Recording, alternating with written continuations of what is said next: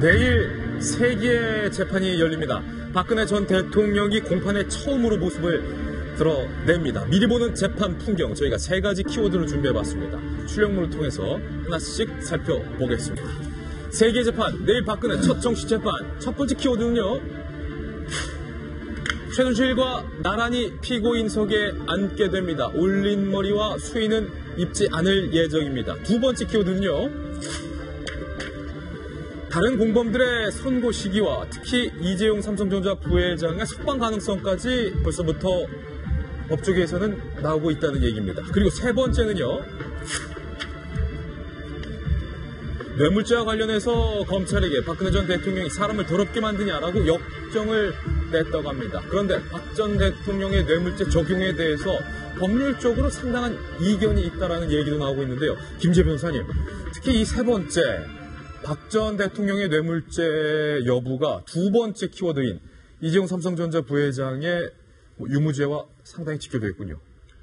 많은 분들이 그 이재용 삼성 부회장이 강요 피해자로 인정을 되고 뇌물죄 적용을 받지 않으면 박근혜 전 대통령 같은 경우에는 자동적으로 무죄가 되는 것이 아니냐, 네, 이렇게 생각을 하고 있는데 사실 그거는 사실은 아니고요. 사실 아니다. 네, 사실 아닙니다.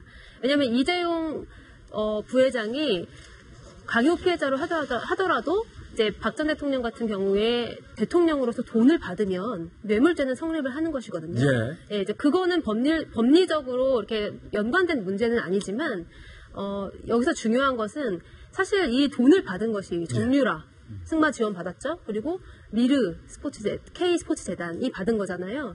이거를 과연 박 전 대통령이 본인이 직접 받은 것으로 볼 수 있느냐? 이것이 이 박근혜 전 대통령 뇌물죄 공판의 핵심입니다. 법리적인 쟁점이 있을 수 있다. 그렇죠. 그래서 많이 등장하는 것이 최순실과 사실 박근혜 전 대통령이 경제 공동체다. 이런 경제 공동체설을 특검이 주장하고 있는 건데요.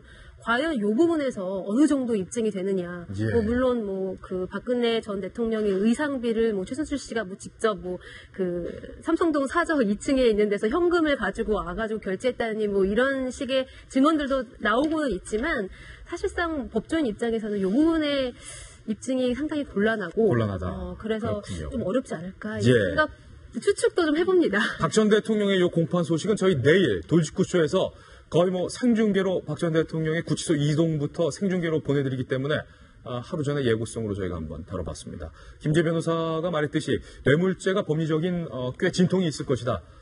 과연 내일 첫 공판 어떻게 될지 저희 돌직구쇼와 함께해 주시길 부탁드리겠습니다. 저희는 광고 후에 돌아옵니다. 잠깐만요.